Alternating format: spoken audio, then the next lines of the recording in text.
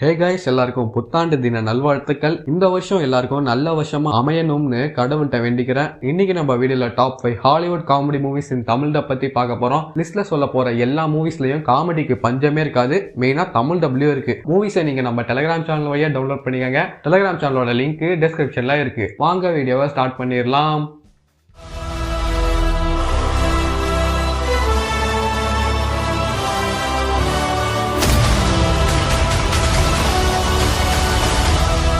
நம்ம லிஸ்ட்ல 5th பொசிஷன்ல இருக்கிற மூவி நேம் ஷாலின் சாக்கர். இந்த மூவி 2001ல ரிலீஸ் ஆயிருக்கு. இதுக்கு IMDbல இருந்து 7.3 ரேட்டிங் கொடுத்திருக்காங்க.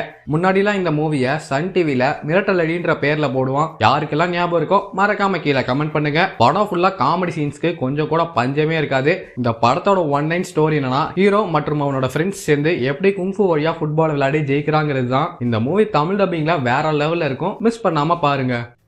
நம்ம லிஸ்ட்ல 4th பொசிஷன்ல இருக்கிற மூவி நேம் ப்ரூஸ் ஆல்மைட்டி. இந்த மூவி 2003ல ரிலீஸ் ஆயிருக்கு. இதுக்கு IMDbல இருந்து 6.8 ரேட்டிங் கொடுத்திருக்காங்க. இந்த மூவில நமக்கெல்லாம் ரொம்பவே பிடிச்ச ஜிம் கேரி நடிச்சிருக்காரு. எப்படி டைகர் தங்கத்தோட மொரட்டுத்தனமான மொக்க ஜோக் சொல்லுவாரோ அதே மாதிரி இவரு வெறித்தனமான நல்ல ஜோக் சொல்லுவாரு. படத்தோட ஒன்லைன் ஸ்டோரி என்னன்னு பாத்தீங்கன்னா, மார்கன் ஃப்ரீமேன் ஜிம் கேரிக்கு கடவுளோட பவர் கொடுத்துருவாரு. அந்த பவரை வச்சு இவர் என்ன பண்றாருன்னு தான் படத்தோட ஸ்டோரி. ஆனா கடைசியில மனுஷன் தான் கடவுள் தான். கடவுளோட வேலையை மனுஷனால பார்க்க முடியாதுன்ற மாதிரி ஒரு மெசேஜ் சொல்லியிருப்பாங்க. ஜிம் கேரியோட காமெடியான ஆக்டிங்காகவே இந்த மூவியை நீங்க மிஸ் பண்ணாம பார்க்கலாம்.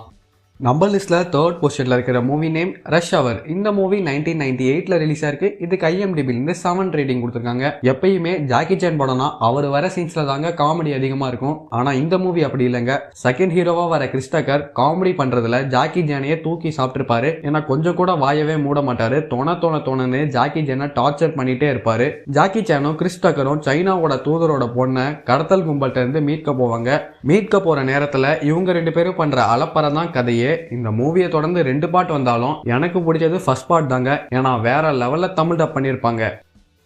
நம்ம லிஸ்ட்ல 2nd பொசிஷன்ல இருக்கிற மூவி நேம் கெட் ஸ்மார்ட். இந்த மூவி 2008ல ரிலீஸ் ஆயிருக்கு. இதுக்கு IMDbல இருந்து 6.5 ரேட்டிங் கொடுத்திருக்காங்க. இந்த படத்தோட ஹீரோ யாருன்னு பாத்தீங்கன்னா ஸ்டீவ் கேரல். இவர் ஒரு ஜிம் கேரி 2னே சொல்லலாம். ஏன்னா இவரோட ஹியூமர் சென்ஸ், ரியாக்ஷன்ஸ் எல்லாமே வேற லெவல்ல இருக்கும். இவரு த ஆபீஸ்னு ஒரு சீரிஸ் பண்ணிருப்பாரு. அமேசான் பிரைம்ல அந்த சீரிஸ் இருக்கும். டைம் இருந்தா அதை மிஸ் பண்ணாம பாருங்க. கண்டிப்பா நீங்க விழுந்து சிரிப்பீங்க. இந்த படமும் அப்படிதாங்க. இவர் ஸ்பையா இருந்துட்டு பண்ற சிலிமிஷன் எல்லாம் பாக்குறதுக்கே வேடிக்கையா இருக்கும். இந்த படத்துல 2 WWE சூப்பர் ஸ்டார்ஸ் நடிச்சிருக்காங்க.